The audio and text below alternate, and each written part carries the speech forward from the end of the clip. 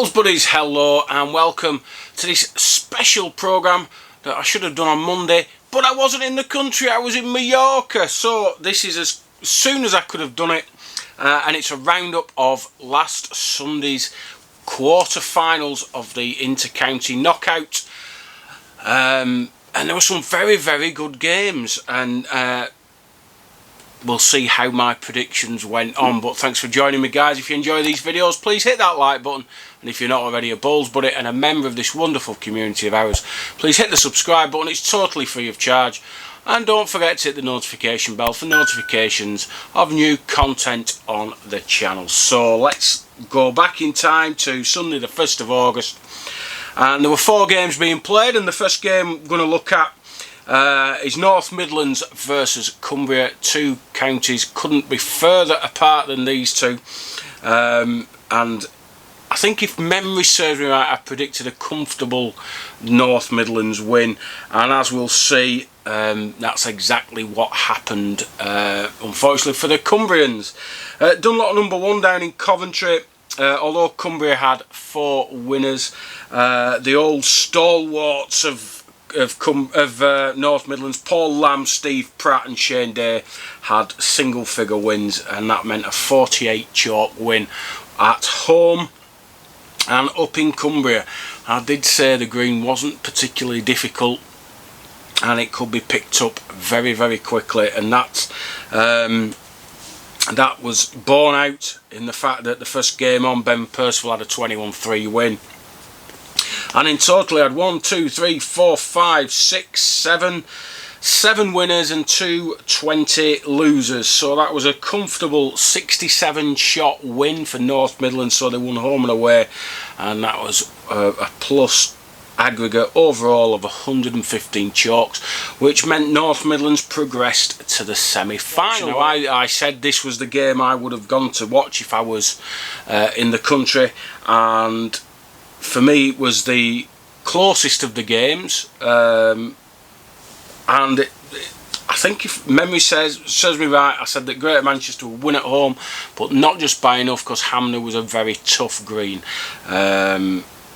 Let's see how it went on. So the Manchester home leg was at Tongue Bowling Club, and they could put out several ex-homesters. Unfortunately for them, 2 of them, Jimmy Darby and Nicky Brooks, fell to single figure defeats to Paul Evans and Rich Goddard respectively. Fortunately for them, Gary Ellis returned to his stomping ground along with Nigel Greenhalgh and had 21-8 wins, and Ben Stapleton threw in a 21-9 card as well, which meant they won at home by 28 chalks. Now, I wouldn't have thought that would have been enough, and certainly after the first game at Hanmer, where Callum Ray put Chris Hayes to the sword 21-3, you'd have thought that it was all over bar the shouting. But Manchester dug deep. They had 4 winners, several close games, couple of 19 defeats, and the 21-3 was the only single figure card for Shropshire, and that gave them a 27-point win over there, which meant overall Manchester scraped through by the narrowest of margins, just by 1 single chalk. And when you think over 24 games how many times somebody hasn't made 2 or given a cheap end away or whatever, it just shows just how close these games can be. Yorkshire were taking on Wales, and I suggested that Yorkshire may win this encounter home and away. I wasn't just spot on with that, but I was pretty close. Yorkshire playing at Ossett Cricket and Bowling Club. It was a comfortable 49 chalk win at home. No massive cards being put in. 1, 2, 3, 4, 5, 6, 7, 8, 9. 9 winners, 2 19 losers and a 13 loser. Not a bad state of affairs there. The winners for Wales, Jason Jones and Andrew Hughes, last game on. Over at Exclusion, I suggest that Yorkshire might win at this venue as well. I wasn't correct. Wales just managed a 13 chalk win. 1, 2, 3, 4, 5, 6, 7, 8 winners, 2 19 losers, and just a 21-5 card. Ian Booth over Francis Penlington was really a blot on the card there. Chris Mordew also weighed in with a 21-11 win against Simon Tyler, which kept the result there to 13 chalks, which isn't bad at all. So that meant Yorkshire went through quite comfortably. And then the last quarter final, Warwick and Worcester versus Derbyshire.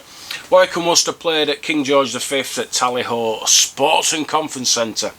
And it was again a comfortable home win for Warwick and Worcester. I thought it would be. It's a good green, very difficult, very big crown, lots of different paces. They won at home by 49. They did have an uncomfortable start. They had 2 losers in the first 4, which is not like Warwick and Worcester at all. But they had 1, 2, 3, 4, 5, 6, 7, 8, 9 winners at home, and a comfortable 49 chalks. No big cards, no big losses by Derbyshire, which will be pleasing in some regard. Then over at Barton Bowls Club number 2 green in Burton-on-Trent, a green I just don't know. So although I was predicting I think an away win, I was going a bit blind at it, but I wasn't so far off. Overall, Derbyshire won at home by just 5 chalks, and that was mainly down to a 21-4 win by Dan Hartley over Grant Soller in the last 4.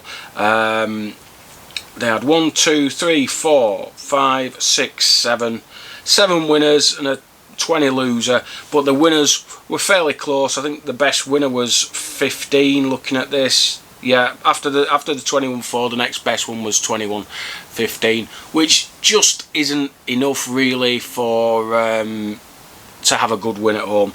And Derbyshire won by 5, which overall Warwick and Worcester won by 44 chalks. So the semi-final lineup.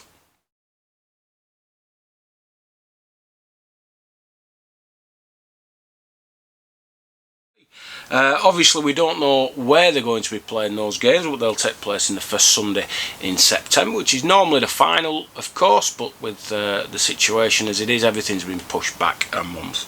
So some fantastic results. I only got 3 out of 4. I always seem to get 1 wrong somewhere, which is why I never win any accumulators on the football, but I'm sure there was some good bowling. I wasn't there to see it. I was sunning myself, drinking a pina colada, watching the beautiful sea lapping the beach in Mallorca.